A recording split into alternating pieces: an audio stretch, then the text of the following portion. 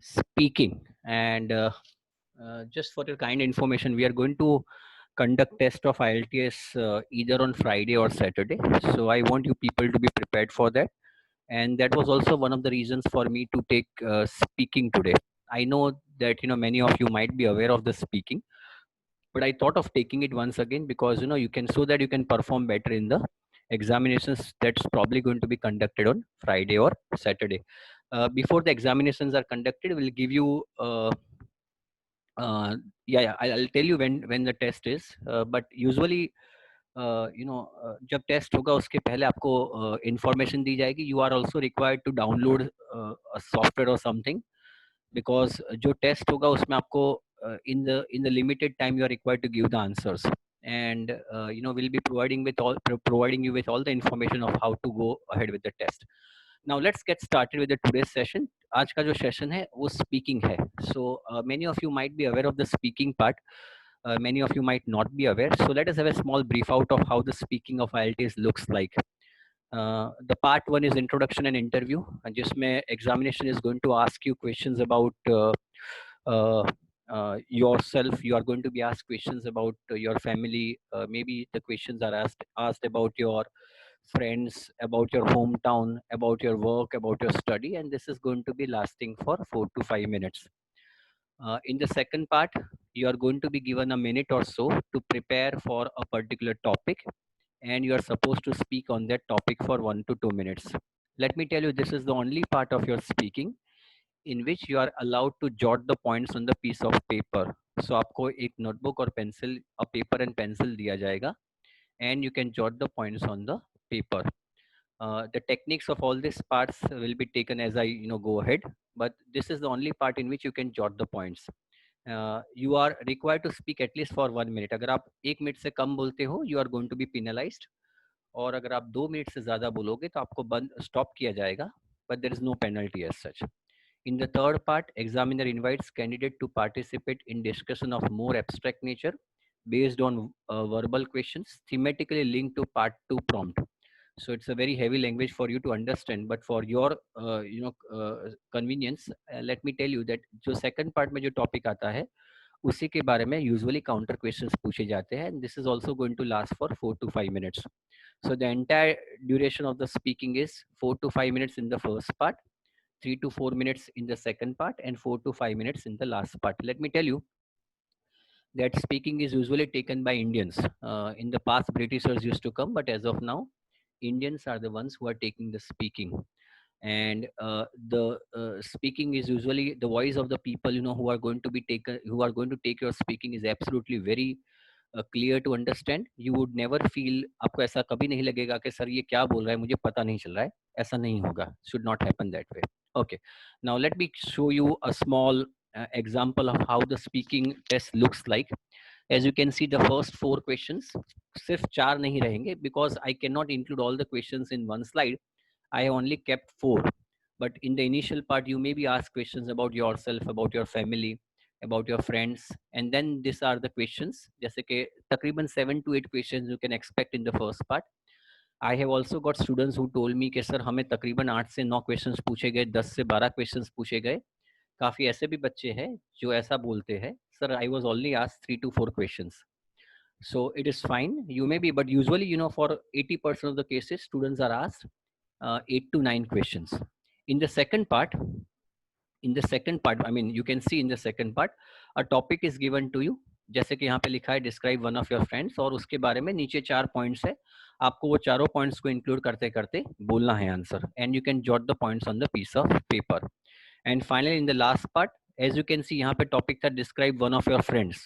तो देखिए जो तीसरा पार्ट है is also about that topic, I mean friends. What do you think are the most important qualities for friends to have? So this is the third part of your speaking. The entire speaking is going to last for, as I have told you, 11 to 14 minutes. Now marking criteria की बात करते हैं. 4 marking criteria है. First is fluency and coherence. I'll be going through this a bit quicker. लेकिन आपके लिए जानकारी के लिए ये आपको याद रखना पड़ेगा. You need to also understand the marking criteria of writing as well. क्योंकि ये मार्किंग क्राइटेरिया अगर आपके दिमाग में नहीं होंगे, if you do not have this marking criterias in your mind, I am sure you won't be able to perform better, क्योंकि आपको पता ही नहीं चलेगा कि ये मार्किंग क्राइटेरिया है. So very very important. Yeah, speaking is same for both general and academic module. So the delivery of this lecture is common to both academic and general module students. The first writing marking criteria of speaking is fluency and coherence. Second is lexical resource. Third is grammatical range and accuracy. अगर आप because I was an examiner of IELTS before quite a number of years, आपको ये जैसे कि अगर sheet होती है, when you give examination there is a sheet in the hands of examiner, और उसके नीचे FC, LR, GRA और P लिखा होता है.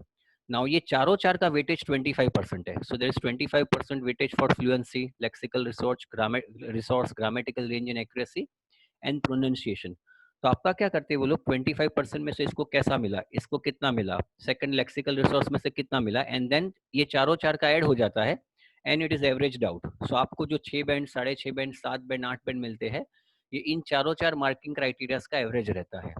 As I have told you, अब ये मार्किंग क्राइटेरियाज क्या है, let us discuss.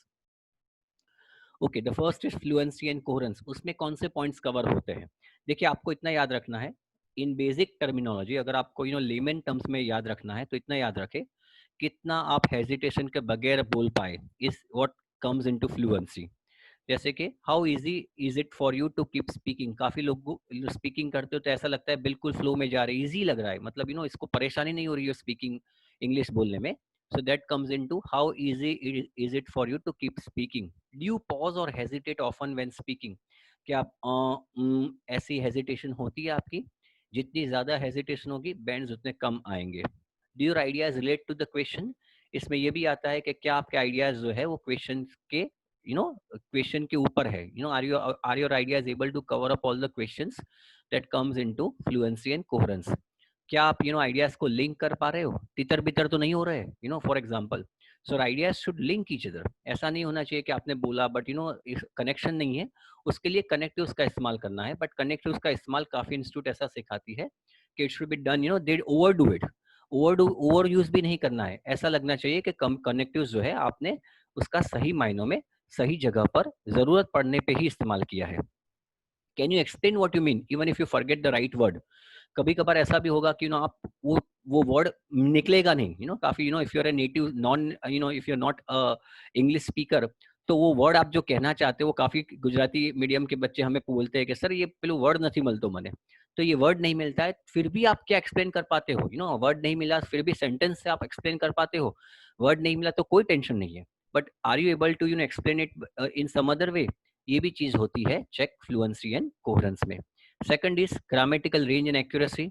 Do you use a range of structures? मैंने शायद before a week I took simple, compound, complex sentences in writing. तो क्या आप यही टाइप के वर्ड्स, ये बहुत इंपॉर्टेंट है दोनों में, राइटिंग और स्पीकिंग दोनों में. Whether you are able to utilize a range of sentence structures is a very important part in grammatical range and accuracy. Let me tell you, in ये दोनों पार्ट में, राइटिंग और स्पीकिंग दोनों में एक ही पैरामीटर जो कॉमन है वो ये है, ग्रामेटिकल रेंज एंड एक्यूरेसी. आपको शायद याद होगा कि राइटिंग में भी ये पैरामीटर चेक होता है, तो लगभग लगभग ये वही है.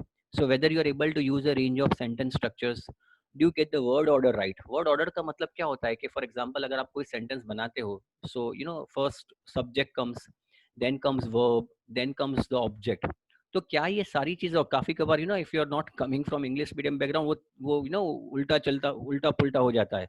ऑब्जेक्ट आगे निकल जाता है, वर्ब पीछे चला जाता है. तो ये वर्ड ऑर्डर का मतलब होता है subject then followed by verb then followed by object. ये वर्ड ऑर्डर है.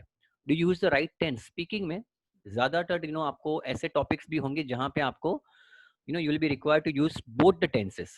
फॉर एग्जांपल जैसे कि visit to a shopping mall.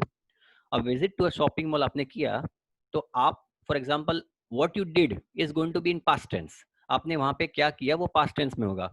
लेकिन शॉपिंग मॉल में जो सहूलियत आपको मिलती है, जो फॉर एग्जांपल फैसिलिटीज है, पार्किंग फैसिलिटी जो है, तो आप ऐसा तो नहीं कहेंगे कि parking facility was very good. मतलब आपने जब शॉपिंग मॉल छोड़ दिया तो क्या वो पार्किंग फैसिलिटी खत्म हो गई थी? No, it was there still, it is there still rather. तो आपने जो किया, for example what you did is going to come in past tense.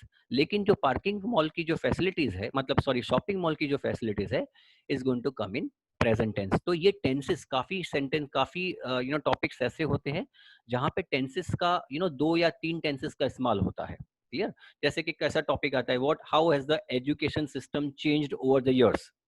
Education system कैसे किस हद तक चेंज हुई और कैसे चेंज हुई हुई है। तो पहले जो 10 साल पहले थी वो पास्ट टेंस में होगा और आज जो है वो प्रेजेंट टेंस में होगा। So you should be able to use the correct form of tense. कितनी बार आप मिस्टेक्स करते हो, ग्रामेटिकल मिस्टेक्स कितनी बार करते हो, जितनी ज्यादा मिस्टेक्स करोगे उतनी डिफिकल्टी मतलब मार्क्स कम आएंगे। Do your mistakes make it difficult to understand what you mean. ये भी चेक होता है, आपने मिस्टेक की लेकिन आपकी मिस्टेक के कारण whether it is difficult for the examiner to understand what you mean. तो अगर ऐसा है तो मार्क्स कम आएंगे। Clear?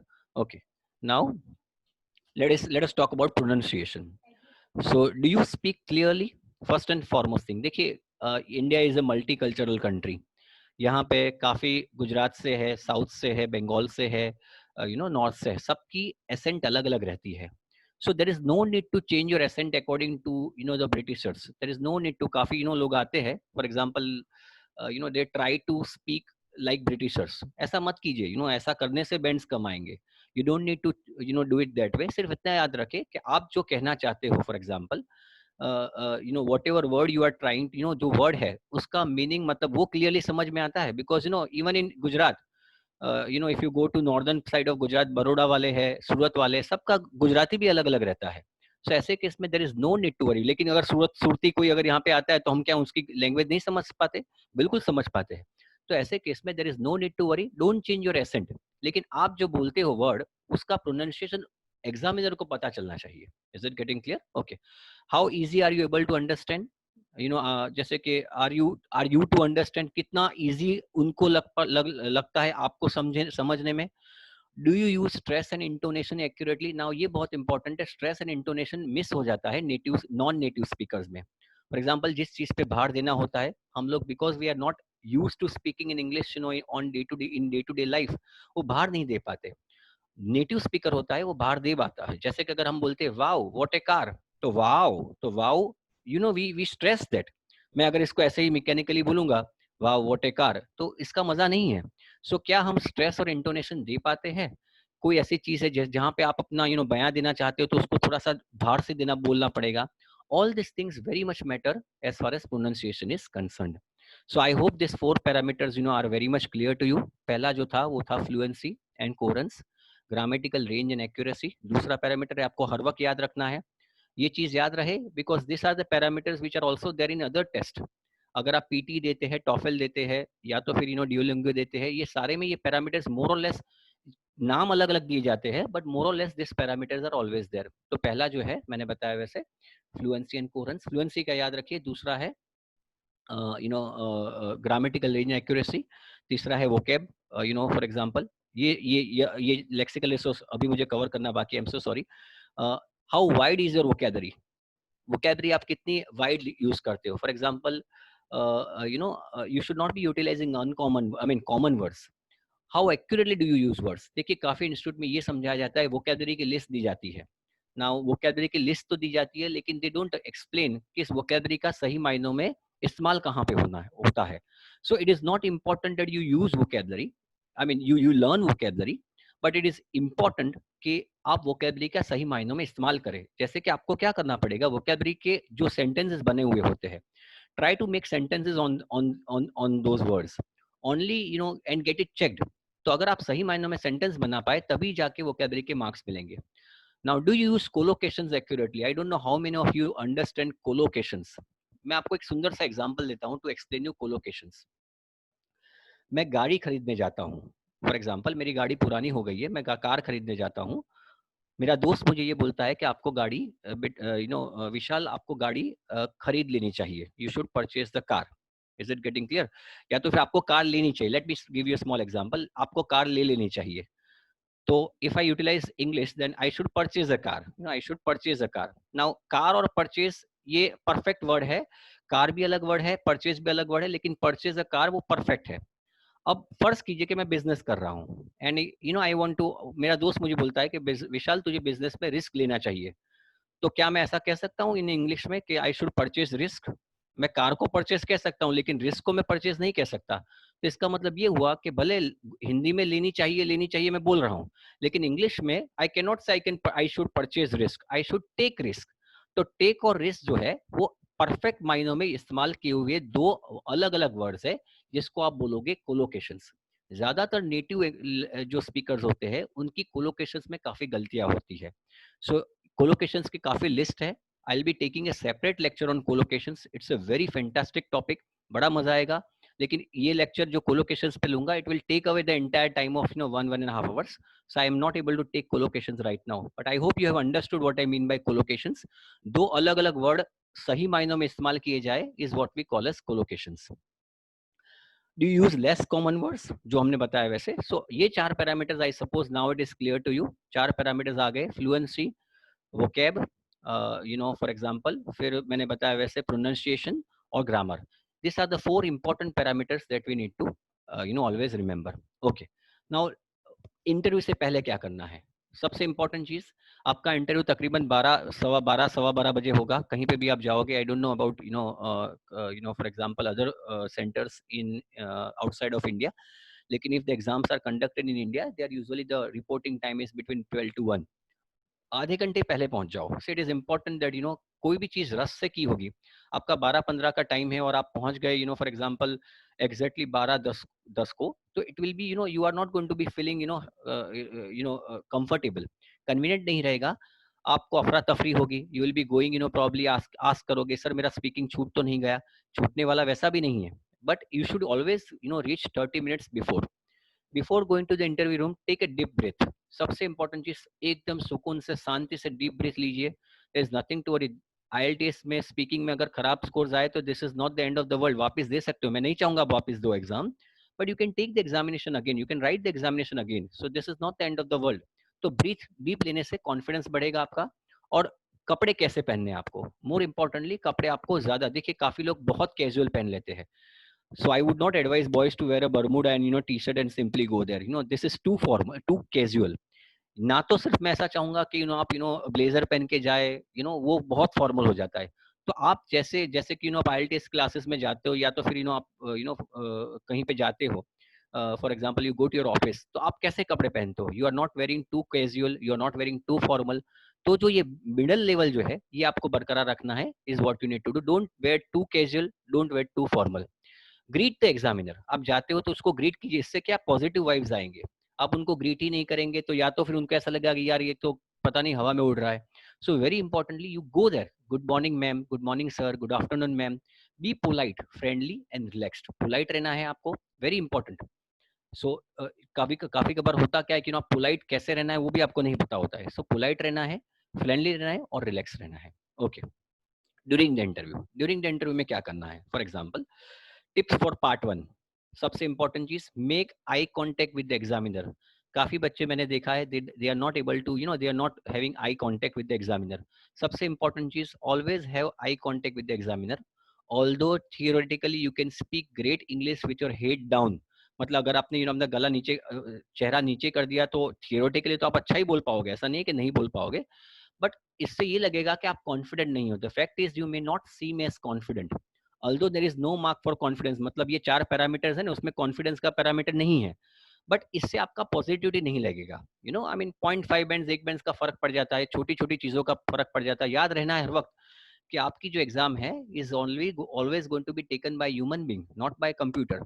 So try to always have an eye to eye contact with the examiner. Make sure you understand the examiner and are able to communicate with a mild smiling face. हल्की फुल्की आपके मुंह पे हंसी होनी चाहिए, हल्की फुल्की। सो इससे क्या होगा, वातावरण जो है वो थोड़ा सा it will be much more pleasant. Very very important to have that type of environment. Okay, then last but not the least, बाद में always use may। जब आप questions पूछते हैं, whenever you are asking the question, use may instead of can।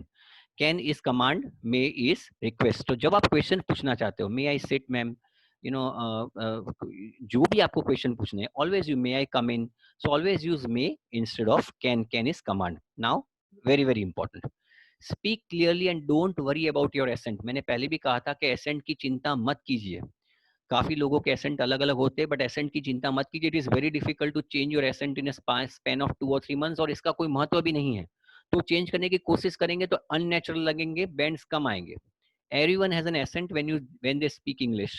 Rehearse in advance to overcome any obvious problems. जैसे कि कभी कभार ऐसा वर्ड है जो आप ऐसे बोलते हो जो पता ही नहीं चल रहा है, तो उसकी प्रैक्टिस जरूरी है कि ये बोला आपने कुछ और समझा कुछ, ये नहीं चलेगा. But more or less accent अगर होगा तो चलेगा. If you make a mistake don't worry, just correct yourself and keep going. काफी बच्चे ऐसे होते हैं, मैं इंटरव्यू स्पीकिंग के काफी इंटरव्यू बच्चे देके आते हैं एंड दे टेल मी कि सर स्पीकिंग में क्या हुआ, ये तीसरे क्वेश्चन में मैं बोल नहीं पाया, उससे मेरा पूरा स्पीकिंग खराब गया. ऐसा नहीं होना चाहिए. Why should you worry? Speaking आपका एक क्वेश्चन पे ग्रेडेड नहीं होता, ये पूरे तीन मॉड्यूल पे ग्रेड होता है. So in case if you have committed mistake in one of the questions, you should not worry, निकल जाइए उसको. हाँ, मिस्टेक अगर आप सुधार भी ली है तो सुधार लीजिए और निकल जाइए आगे. There is no need to ponder, मतलब थिंक करने की जरूरत नहीं है कि सर ये मेरी मिस्टेक हुई.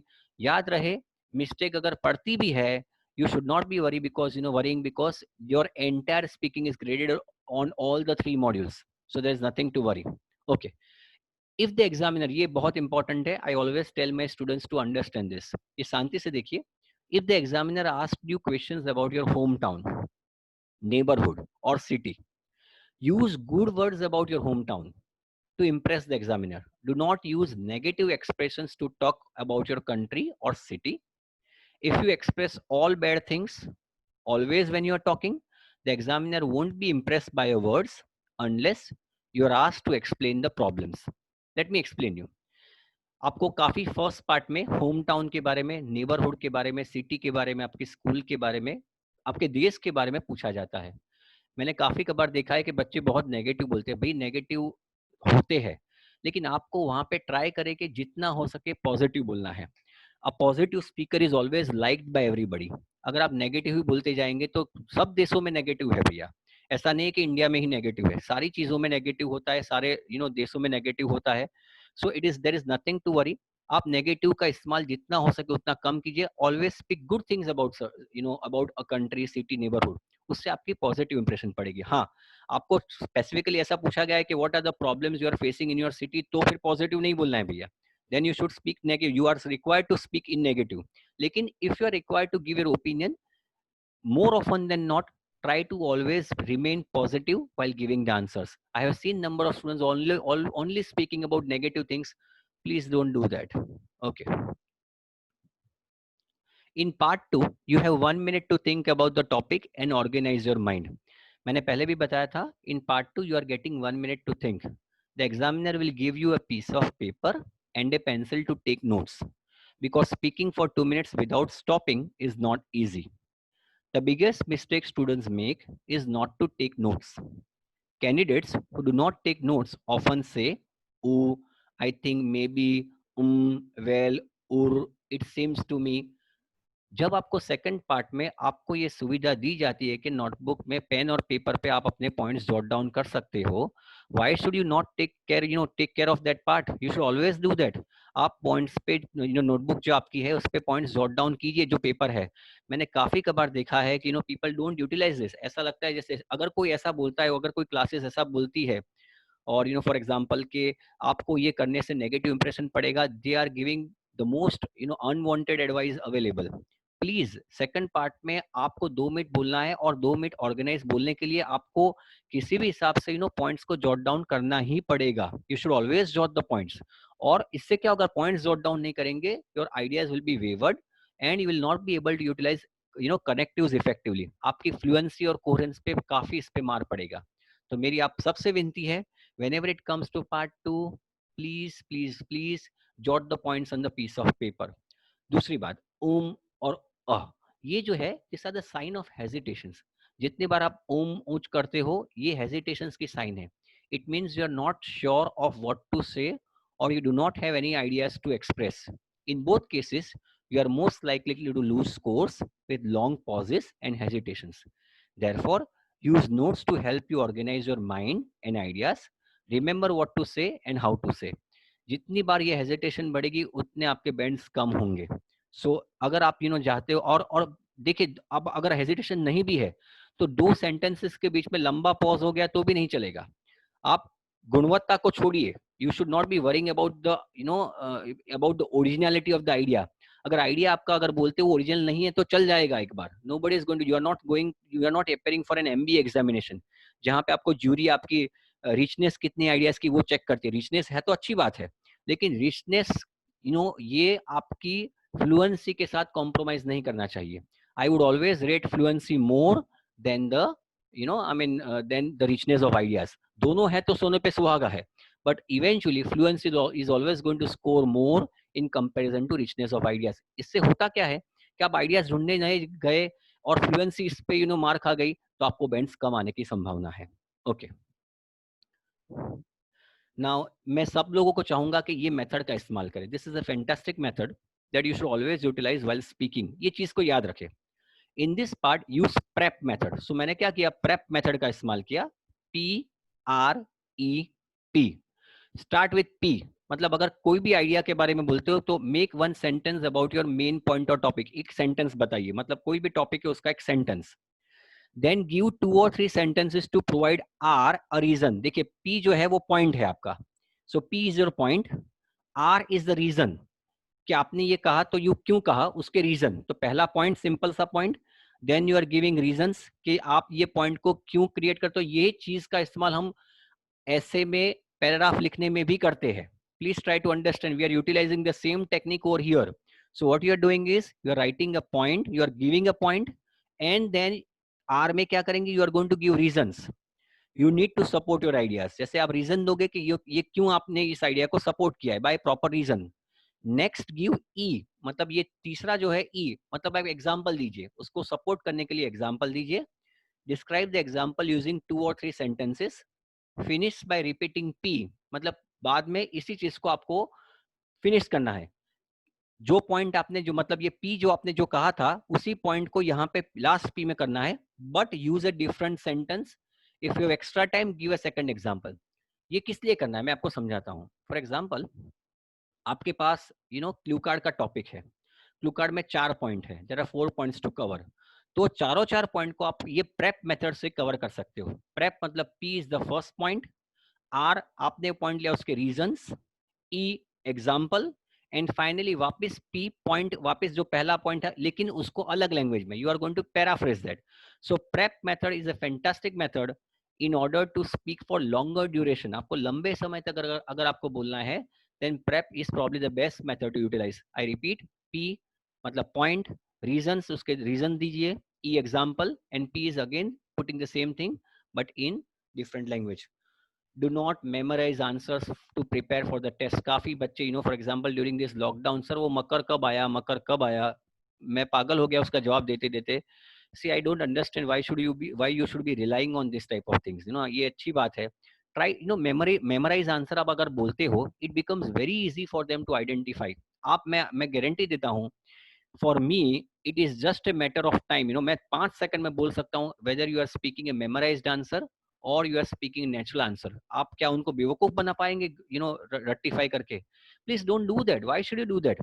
Try to improve your speaking to such an extent that not only in IELTS but in real world also it helps you out। So you need to prepare that way। तो memorise किया हुआ answer आपको वहां पे नहीं बोलना है। The interviewer has enough experience to recognise that and you are not speaking naturally and will change the subject or give you a lower score।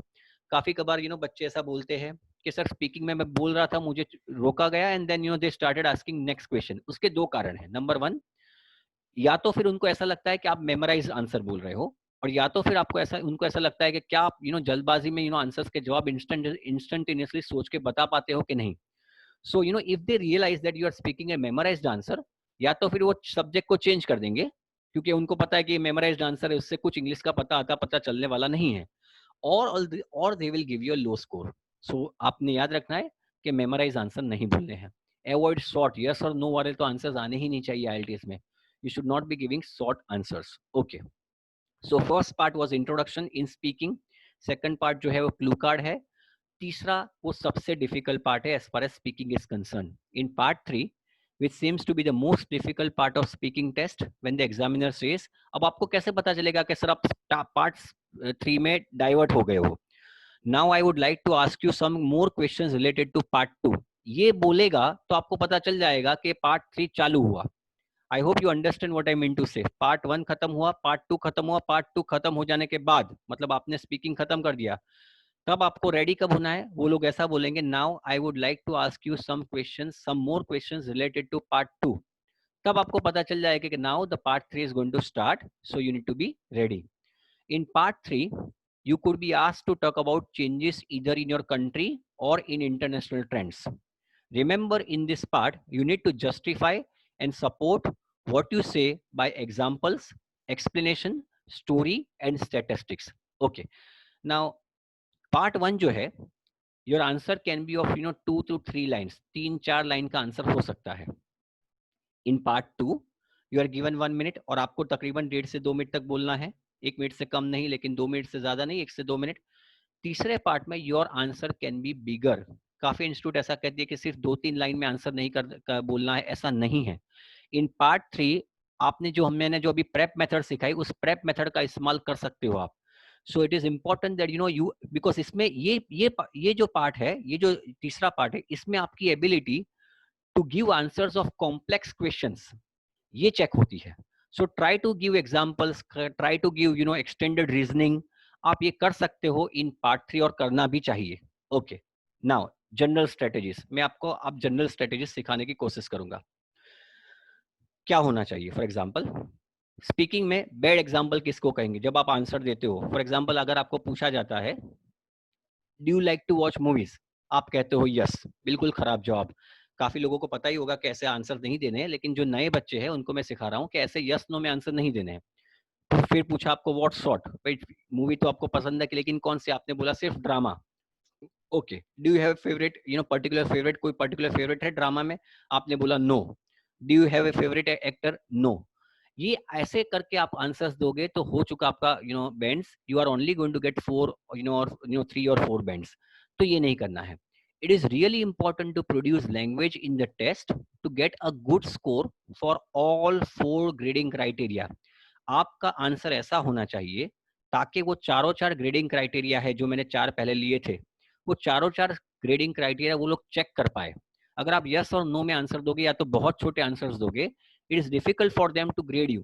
और उससे क्या होता है, आपके आंसर्स, आपके बैंड्स कम मिलेंगे. The example about fails to do this, मैंने जो पहले एग्जाम्पल जो आपने यस नो में आंसर दिया वो फेल करता है. It is very short, so the examiner is not able to see any fluency. Very few words have been spoken, so it is difficult to assess pronunciation, vocabulary and grammar. Okay, आपको answer extend कैसे करना है, तो आपने ये strategy याद रखनी पड़ेगी. The strategies below are used to answer the question. कैसे आंसर करना है देखिए. जैसे कि अगर आपको क्वेश्चन पूछा जाए, मैं चाहूंगा सारे लोग ध्यान रखें बिकॉज स्पीकिंग की टेस्ट होने वाली है फ्राइडे या सैटरडे को. So I want you people to understand this. What kind of food do you like? आपको कौन सी what kind of food do you like, आपको किस टाइप का फूड पसंद है? देखिए क्या करेंगे हम लोग, आप ये आंसर को 2 या 3 पार्ट में डिवाइड कर दीजिए. फॉर एग्जांपल, अगर मुझे गुजराती फूड पसंद है तो मैं तो ऐसा ही कहूंगा, sir I like Gujarati food. काम खत्म हो गया मेरा, एक लाइन में आंसर दे दिया, बैंड्स नहीं मिलेंगे. तो देखिए मैं क्या कर सकता हूँ. This strategy involves giving 2 or 3 reasons for your answer as follows. देखिए देखिए कैसे करेंगे. Well, there are 3 kinds of food that I am really keen on. Are you getting what I mean to say? मैंने ऐसा नहीं कहा कि सिर्फ मुझे गुजराती फूड पसंद है. भैया मुझे गुजराती फूड पसंद है और गुजराती के बारे में बोलना है तो मेरा तो काम हो चुका है. I will not be able to speak more. तो देखिए, वेल ये आंसर देखिए, पूरा आंसर है. Well, there are 3 kinds of food that I am really keen on. मुझे अच्छा लगता है. The one I like best is Italian food because, अब उसका कारण clear. Then I also really like to eat Korean food as it is very delicious, या जो भी है. तो दूसरा, आई am also kind of partial two Mexican food because it is. अब कोई चेक करने नहीं गया कि आप इटालियन फूड खाते हो, कोरियन फूड खाते हो या मैक्सिकन फूड खाते हो, लेकिन 3 चीजों में डिवाइड करने से आपने उसको आंसर खींच लिया, आपने एक्सटेंड कर लिया.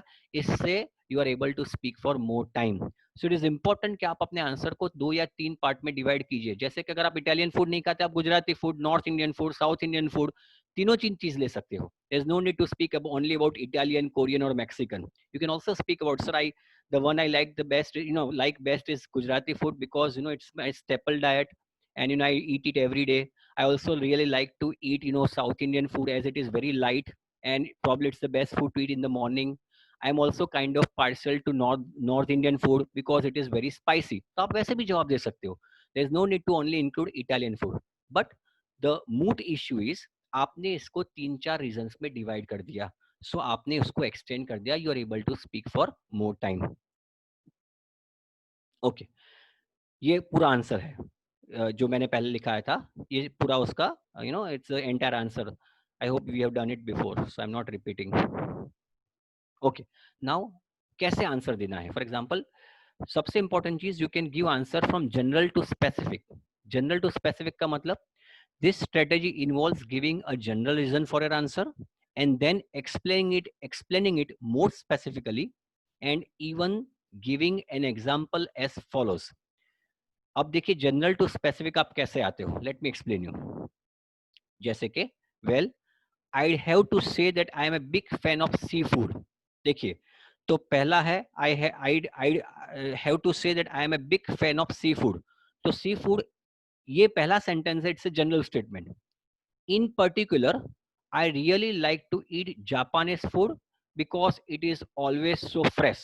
उसके बाद मैंने एग्जाम्पल दिया, for instance sashimi is delicious because raw fish is so flavorsome. आप देख सकते हो, फॉर एग्जाम्पल, जनरल जो पहली लाइन है, it's a general statement. I hope it is clear to you people. जो पहला सेंटेंस है, it's a general statement, I am a big fan of Gujarati food, for example. In particular, I really like to eat jalebis and any other thing that, because it is so delicious, it is so sumptuous, for example. For instance, जैसे कि आप example दे सकते हो, for example, you can also say, in particular, I really like to eat Kathiawadi food. For instance, jalebi is very delicious because it is, full of ghee and sugar. तो आपने क्या किया? You went for general, आपने पहले sea food general किया, फिर specific कि Japan sea food में कौन सा फूड। फॉर एग्जाम्पल, आप सी फूड खाना चाहते हो, लेकिन कौन सा फूड? तो भाई जापानीज सी फूड। तो आप और स्पेसिफिक गए, अब जापानीज सी फूड में क्या खाना चाहते हो? तो आपने कहा कि मुझे सशिमी चाहिए। तो आपने क्या किया, कहा you went from general to specific and finally you give an example. आप ये छोटी सी टेक्निक का याद रखेंगे, you will be able to speak for longer period of time. I hope it is understood to everybody. I repeat, from general to specific and finally give example. Clear? Okay. Part 3. Okay. Now काफी कबार ऐसा होगा कि you might not be able to, ideas नहीं मिलते होंगे, तो आप उसमें जो ideas होते हैं उसमें आप रुक गए, तो भाई सन्नाटा हो जाएगा। तो ऐसा नहीं करना है। आपने क्या करना है, you should utilize fillers. Try to use fillers instead of pausing and hesitating. Fillers are set of the words which can give you the opportunity of filling the gaps you face during speaking, such as I mean, you see, well, let me see, if you see what I mean, let's get into this perspective, well। तो ये सारे words feelers हैं। तो अगर आपको सोचने में, for example, पहला पार्ट या थर्ड पार्ट में, दूसरे पार्ट में तो वैसे भी आपको 1 मिनट मिलता है, लेकिन the first part, particularly this will happen in the third part में, if you're not getting ideas quickly, in that case what you can do is you can always basically utilize fillers। इससे क्या होगा कि you won't be, ये hesitation नहीं लगेगा, और ये filler जो छोटे छोटे वर्ड्स है, ऐसा लगा कि ये बंदा कंटिन्यूस बोल रहा है। तो इसको आप बोलेंगे fillers। ये आप नोट डाउन कर लीजिए, I mean, you see, well, let me see, if you see what I mean, let's get into this perspective, well, etc etc etc। so ये बहुत इंपॉर्टेंट है, ये fillers बहुत इंपॉर्टेंट है, and you should utilize it in case if you're not getting proper ideas। okay, before you start speaking, think of different tenses के बारे में सोचिए। You must use past and present tenses to compare two aspects of a topic।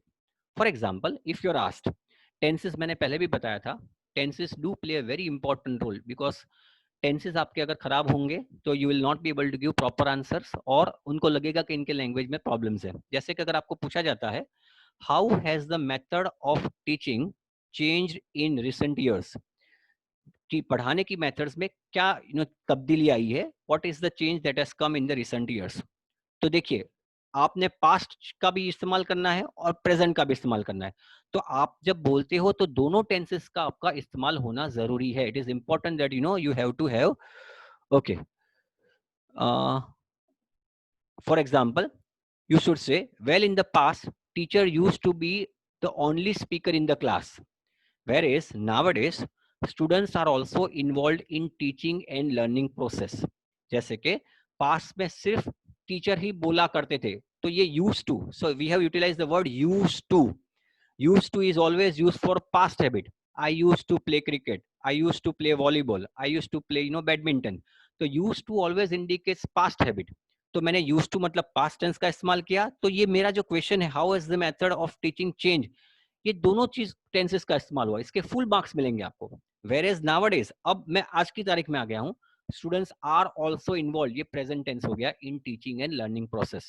सो जल्दबाजी मत कीजिए when you start speaking, particular in the clue card, क्योंकि अगर एक गलती की, आपने सोचने में गलती कर दी, तो ये पूरे 2 मिनट में रिपीट होगी वो गलतियां. सो आपने ये याद रखना है कि सोचिए पहले, which tense am I suppose to utilize, visit to a sea shore, ऐसा भी टॉपिक आता है, तो आपने याद रखना है कि what you did over there is going to be in past tense. Seashore की जो है, for example seashore is a wonder, वो जुनागढ़ पे गए आप, for example you went to for example Goa, तो गोवा का जो सीशोर है, तो वो जो सीशोर है that is going to be in present tense. So you always need to worry about the tenses part. Okay, now it is not recommended, ये सबसे इंपॉर्टेंट चीज है, ये रिकमेंडेड नहीं है. देखिए पहला पार्ट और दूसरे पार्ट में आप क्वेश्चंस पूछे, वो रिकमेंडेड नहीं है. अगर आपको नहीं पता, क्योंकि देखिए पहला जो पार्ट होगा, it's there are very simple questions being asked. Tell me something about yourself, tell me something about your family, do you work or study. तो उसमें आपको वापस पूछने की जरूरत नहीं, because if you ask questions in the first part, sir I am not able to understand properly, it gives a very pathetic impression of yours in the face of examiner. तो पहले और दूसरे पार्ट में भी simple है, you are already getting 1 minute, तो why should you ask unless until there are words or there is a word which you are not able to understand. I also recommend, I don't also do not recommend that, लेकिन पहले दो part में, पहला part और दूसरा part में, you should try not to ask questions. Is it getting clear? But you can ask questions on part 3 if you do not understand the question or you do not know the meaning of the word.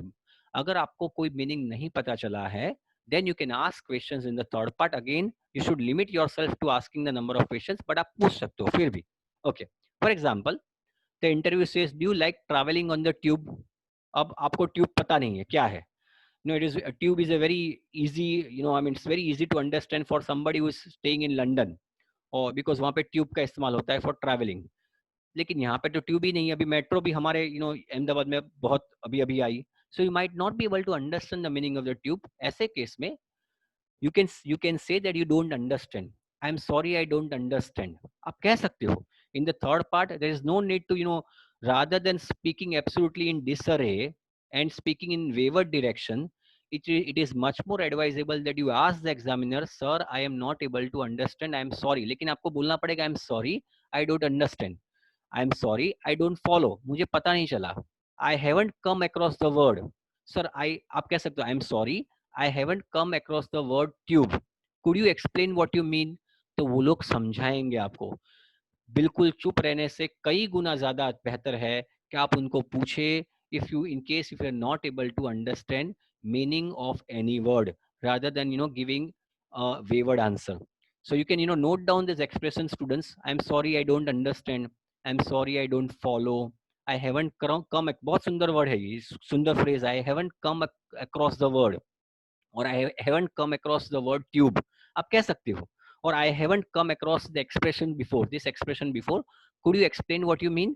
तो वो लोग समझाएंगे. There is nothing to worry. Okay. If you just don't understand what the interviewer has asked, ask him to repeat the question. अगर आपको समझ में नहीं, for example अगर आपको फिर भी पता नहीं चला, आपको पता ही नहीं चला वो क्या कहना चाहता है, तो आप कह सकते हो, sorry, I didn't catch that. जो पहला था, see let me first of all rectify. In the previous slide, you were not able to understand. In the previous ये slide में ये expressions इसलिए कि अगर आप कोई चीज समझ में नहीं आई, but if you have understood and if you are not able to for example आपको सुनाई नहीं दिया, then you can utilize this phrases. You can utilize this phrases. If you just didn't understand what the interviewer has said, ask him to repeat the question. उसको बोलिए कि repeat कीजिए, sorry I didn't catch that. Could you say that again? देखिए यहाँ पे ये word कौन सा इस्तेमाल करना है, could. आपने कैन नहीं करना है. Could is more more polite than can. So always you should utilize the word could. So sorry, I didn't catch that. Could you say that again? Excuse me, could you repeat that? So if you are looking for clarification, ask the interviewer to confirm what you think. For example, do you mean poaching? अगर for example उसने बोला, देखिए, let me tell you, the first part and the third part के जो questions है वो आपके सामने नहीं होंगे. I repeat, अभी तो आपके सामने है. You are these questions are there in front of your screen. Only the second part is there in front of you. The first part and the second part is basically being spoken by the examiner. जैसे अगर आपको पूछा जाता है कि how should we stop poaching. अब आपको पता नहीं पोचिंग मतलब इलीगल हंटिंग. तो अगर आपको यू आर अनक्लियर कि पोचिंग क्या है, तो बेहतर आप पूछे, क्योंकि अगर आपको अनक्लियर हो तो आप आंसर ही गलत गलत दोगे. सो बेहतर आप पूछो, do you mean poaching? Yes, I mean poaching. Then you know that हाँ, मुझे पोचिंग के बारे में बोलना है. So you need to be clear in what you say. And if you are not able to understand it, उनको पूछिए, पूछने में कोई हर्ज नहीं है. थर्ड पार्ट में, आई रिपीट, पूछना तीसरे पार्ट में पूछना, उसमें कोई हर्ज नहीं है. I recommend not to ask questions in first part and the second part. Okay. If you're asked a question about a subject for which you have no idea to express, use the following expressions to give yourself time. हाँ, ये बहुत अच्छे expressions है. अब अगर आपको questions पूछे गए and you have no idea, आपके पास आइडिया नहीं है, आपको टाइम खरीदना है, ठीक है ना, टाइम बहुत कीमती है, तो आप ऐसा कह सकते हो, आप स्टार्ट कर सकते हो, well it is difficult to say, but फिर उसके बाद आप जो चाहे वो बोल सकते हो. तो ये आपने स्टार्ट किया, बहुत सुंदर लगेगा. It will appear as if you have got English power but you don't have any idea on this topic. Is the reason you are not able to speak. I don't have any idea but I suppose, तो भी अच्छा है. I am no expert to comment. मैं इसके बारे में कोई expert नहीं हूँ. फॉर एग्जाम्पल, अगर आपको पूछा जाता है कि do you believe that globalisation should exist, globalisation होना चाहिए, for example, I am no expert to comment because but I believe that globalization should be there because it gives equal opportunities to the citizens of all the nations.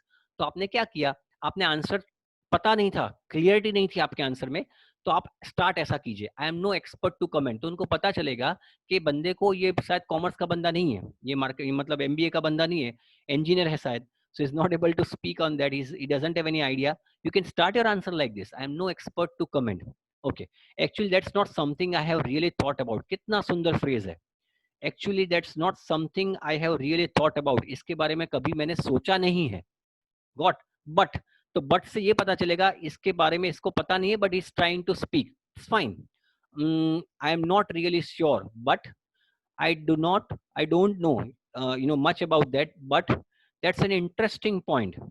And I think I would have to say that I'm not exactly sure what you mean, but that's rather difficult question. That's rather a difficult question, but perhaps ये बहुत सुंदर phrases है students.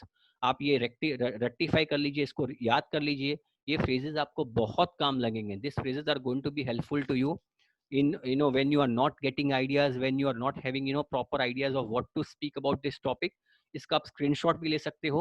बहुत अच्छे अच्छे phrases है, इसका इस्तेमाल कर सकते हो. और इससे ये देखिए, हर एक क्वेश्चन आप शुरुआत करोगे, उससे विविधता आएगी. It will give variety to your answer. So I recommend you people to take a screenshot of this question. Okay. If you still cannot think of anything to say after a few seconds, you should focus on the question or an aspect of the question and move your answer onto a related but familiar topics. That is not ideal, but it is still better than saying nothing. Okay, इसका मतलब ये हुआ कि अगर फर्ज करो इसके बाद भी आपके पास आइडिया नहीं आ रहे हैं, तो ऐसे केस में जो उसने क्वेश्चन पूछे उसमें जो भी याद आता है आप उसको बोलिए और दूसरे टॉपिक पे आप जा सकते हो. It is not recommended, let me tell you, it is not recommended that you move on to the next topic और another topic, not next another topic than the question being asked to you. लेकिन बिल्कुल चुप रहना उससे कई गुना ज्यादा है कि आप कुछ बोले. तो उनको ये लगेगा कि इस बंदे के पास शायद इसके पास इसका आइडिया नहीं था, but he is at least trying to speak in English. देखिए, आपको याद रखना है, आप जब ट्राई करते हो बोलने का, उसमें उसका भी पैरामीटर्स बैंड डिस्क्रिप्टर्स में लिखा हुआ है. अगर आप ट्राई करते हो, for example, that also fetches you score, that also fetches you band. Students, please try to understand what I mean to से.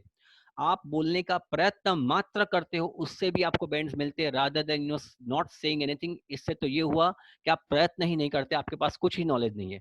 So यहाँ पे अगर कोई क्वेश्चन आपको पूछा जाता है, and if you're not after even thinking for 2, 3, 4 seconds, if something is not clicking, आप ये जो आगे के जो phrases है जो मैंने बताया आपके, for example, ये जो phrases है, this phrases, yeah, so you can, what you need to do is that ये phrases का इस्तेमाल करके you can move on to the next topic, in case if you are not getting points on the topic. Okay.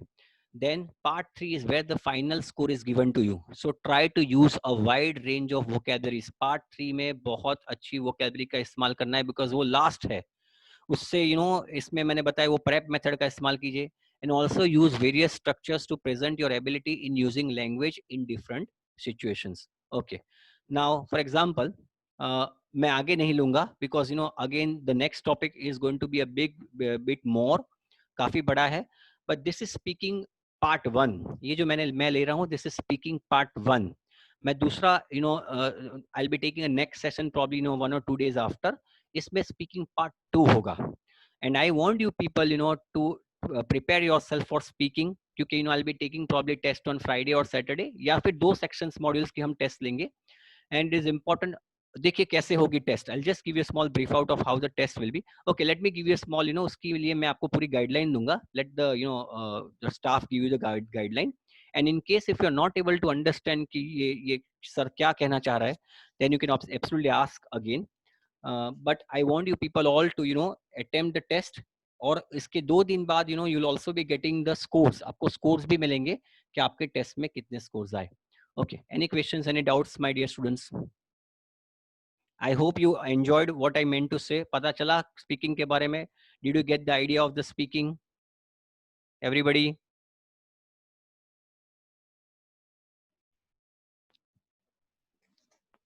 Okay, great. So what we shall do is that, yeah, time है आपके पास? एक दूसरा topic लेना चाहूँगा. Time है सबके पास? ये topic तो आधा पौना घंटा चलेगा.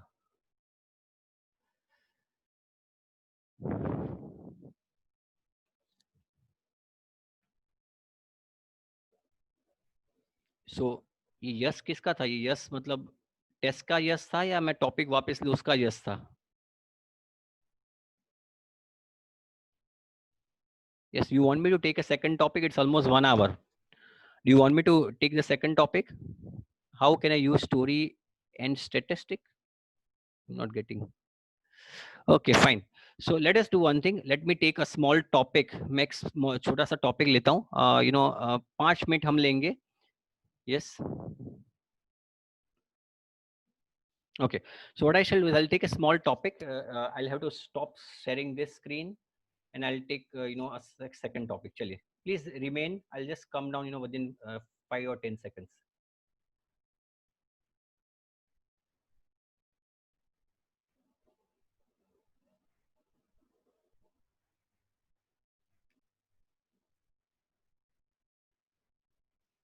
Okay, fine. ये छोटा सा टॉपिक है. I was going to take this topic before, but मैंने बोला let me take the speaking first. ये hedging है. Now, many of you have already attended this lecture. When I took this in the class, but I would recommend that you attend it again. ये hedging है. Now, what is the meaning of hedging? Now, see, आप जब writing करते हो, when you do writing, everybody please try to listen. ये जो मैं सिखा रहा हूँ, it's for 8 bands. 7 band 8 band की बात चल रही है. So I want all of you to understand this properly. Okay, so in writing you are required to give your opinion. आपका ओपिनियन देने की जरूरत पड़ती है राइटिंग में. आपको पता है कि you are required. और ये जो मैं आपको सिखा रहा हूँ is something that you don't require any background. So कोई भी बच्चा अगर पहली बार कर रहा है तो उसको भी पता चलेगा. I'm sure he will be able to understand. So using hedge language in academic writing. ये hedge language क्या है? Whenever you are giving your opinion, for example, problem solutions के ऐसे आते हैं, advantages, disadvantages के ऐसे आते हैं, तो ऐसे केस में you should not over assert. Over assert का मतलब ऐसा होता है, ये चीज ऐसे ही होनी चाहिए, ऐसा आपको नहीं लिखना है. I hope it is understandable. Be cautious and tentative when discussing debatable issues. Avoid being over assertive. Do not use words and expressions such as always, every, definitely, absolutely, there is no doubt, etcetera. जब you are giving your opinion, आप ऐसे statement नहीं दोगे कि ऐसा ही होना चाहिए. It should always happen like this. This is definitely the right direction. This is absolutely true. There is no doubt that India is going to win war against China. ऐसा नहीं बोलना है आपको. अगर आप ऐसी लैंग्वेज का इस्तेमाल करते हो, देखिए फर्क है. जो आगे का टॉपिक मैंने लिया था that was speaking. You may be able to you may use this type of language in speaking, but when it comes to writing, my dear students, आप एकेडमिक राइटिंग लिख रहे हो, मतलब जनरल वाले और एकेडमिक वाले सब लोग आप फॉर्मल राइटिंग लिख रहे हो, तो फॉर्मल राइटिंग में ऐसे वर्ड्स की कोई जगह नहीं है.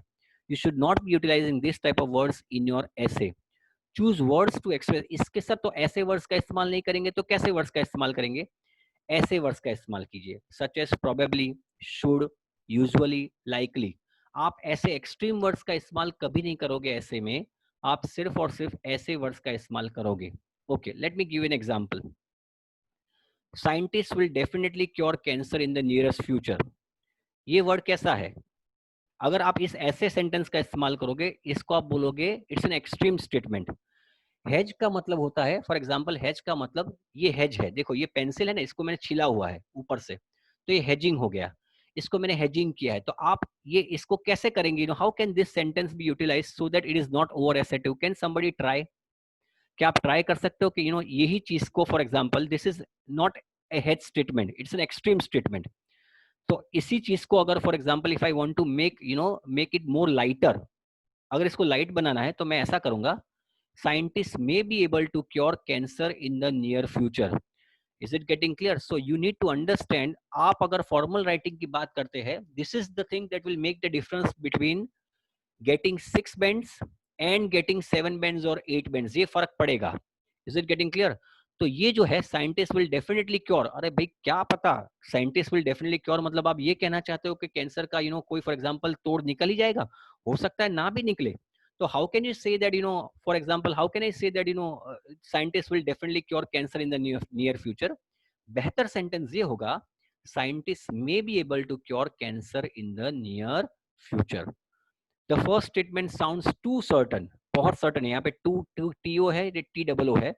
The first statement sounds too certain. The second statement is more appropriate in formal writing. I repeat, 8 band लाने हैं, 7 बैंड लाने हैं, तो ये लेक्चर का इस्तेमाल करना है. सो साइंटिस्ट में भी, देखिए यहाँ पे मे का इस्तेमाल हुआ. अब देखिए कैसे वर्ड्स हम इस्तेमाल कर सकते हैं. सीम, टेंड, इंट्रोडक्टरी वर्ब्स. वर्ब्स ऐसे वर्ड्स का इस्तेमाल करना है. सीम, tend, appear, think, believe, doubt, be sure, indicate, suggest, etc. जैसे कि it is suggested that. For example problem और सॉल्यूशंस के ऐसे आते हैं, और अगर आपको सॉल्यूशन देना है तो आप ऐसा नहीं कहोगे कि this is definitely the solution. ये सही लैंग्वेज नहीं है फॉर्मल राइटिंग की. It is suggested that, it appears that. तो ये उनको ऐसा लगता है ये ऐसी चीज है जिसमें आप you are giving a partial statement, और इसी लैंग्वेज का आपको इस्तेमाल करना है. For example modal verbs, would, may, might, can, could, ये वर्ड्स का इस्तेमाल कीजिए. हो सकता है for example will you play cricket tomorrow? I may play. इसका मतलब ये हुआ कि मैं शायद खेल भी सकता हूँ, शायद नहीं भी खेल सकता. मैं ऐसा नहीं बोलूंगा I will play. I will play का मतलब होता है कि I am definitely going to play. So you should not be utilizing this type of language in your formal writing. Always utilize language like this. For example, excessive smoking may be the cause of lungs cancer. अब देखिए अगर मैं निकाल देता हूँ और ऐसा बोलता हूँ excessive smoking is the cause of lung cancer, is not the right way to speak. ये फॉर्मल लैंग्वेज नहीं है. तो हर वक्त आप बोलते हो excessive smoking may be the cause of lung cancer. काफी ऐसे स्मोकर्स नहीं होते जो पूरी जिंदगी बीड़ी पीते रहते और उनको कुछ नहीं होता, और काफी बेचारा हट्टा कट्टा आदमी उसको भी कैंसर हो जाता है. तो ये कहना कि excessive smoking is the cause of lung cancer is not the right statement to assert. बेहतर ये होगा आप ऐसा बोले, excessive smoking may be the cause of lung cancer. ऐसे वर्ड्स का इस्तेमाल कर सकते हैं. नाउन्स जैसे कि probability, possibility, assumption, evidence, likelihood, claim, etcetera. जैसे कि there is a possibility of heavy rain. ऐसा नहीं कहूंगा मैं कि there is going to B heavy rain tomorrow. बेहतर ये होगा कि मैं ऐसा बोलूं, there is a possibility of heavy rain. तो कल बारिश होने की संभावना है, तो हमने पॉसिबिलिटी शब्द का इस्तेमाल किया. फिर आप ऐसे वर्ड्स एडवर्ब्स ऑफ फ्रीक्वेंसी का भी इस्तेमाल कर सकते हो. ओकेशनली, समटाइम्स, यूजुअली, ऑफ्टन, जैसे कि we all sometimes feel unhappy. मैं ऐसा थोड़ी बोलूंगा वी ऑल फील अनहैप्पी। हर वक्त हम सब लोग हर स्थिति में, हर दिशा में, हर घड़ी में क्या हम लोग अनहैप्पी रहते? नहीं भाई, कोई कोई समय पे हम अनहैप्पी रहते हैं। तो हम ऐसा कह सकते हैं we all sometimes feel unhappy. We can not say we all feel unhappy. तो समटाइम्स जो है ये एडवर्ब्स ऑफ फ्रीक्वेंसी का हैज वर्ड है। ऐसे वर्ड्स का इस्तेमाल करना है आपको राइटिंग में। प्रोबेबिलिटी एडवर्ब्स जैसे कि perhaps, possibly, probably, presumable. For example, the accident was probably caused by the puncture in a tyre. मैं ऐसा नहीं कहूंगा the accident was caused by puncture in a tyre. अब कोई किसी का एक्सीडेंट होता है, हो सकता है पंचर बाद में हुआ हो और पहले एक्सीडेंट हो गया हो। Are you getting the point? तो अगर किसी ने इन्वेस्टिगेशन किया तो पता चला कि पंचर से हुआ है, लेकिन तय नहीं है, यू आर नॉट श्योर कि पंच एक्सीडेंट इसी से हुआ है, you may utilise the word like probably, the accident was probably caused by puncture in a tyre. Probability adjectives जैसे कि प्रोबेबल, पॉसिबल, लाइकली, अनलाइकली। देखिए बहुत अच्छी, ये बहुत अच्छा सेंटेंस है। It is possible that cure for many fatal, fatal मतलब जानलेवा, diseases will be discovered by 2040। अगर मैं ऐसा कहता हूं it is sure that cure for many, sure मतलब, श्योर का मतलब हो ही जाएगा, पॉसिबल का मतलब हो सकता है। मैं पॉजिटिव हूं, लेकिन हो सकता है, ऐसा भी हो सकता है कि ना हो। So I am utilizing the word like possible. And finally adjectives का इस्तेमाल किए सम, मैनी, मस्ट, एटसेट्रा। जैसे कि most boys like driving sports cars. आप ऐसा बोलोगे boys like driving sports cars, भाई मुझे स्पोर्ट्स कार्स चलाना पसंद नहीं है, तो हाउ कैन आई से all boys like driving sports car? तो बेहतर ये रहेगा most boys like driving sports cars. Most लिखने से आपने सारे बॉयज को नहीं ले लिया।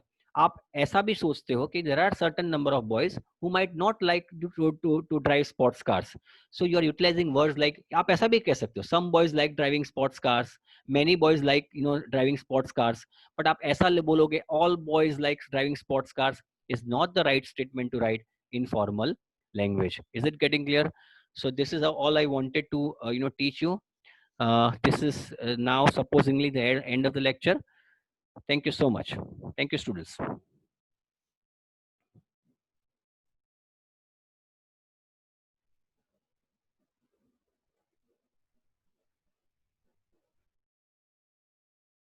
Bye.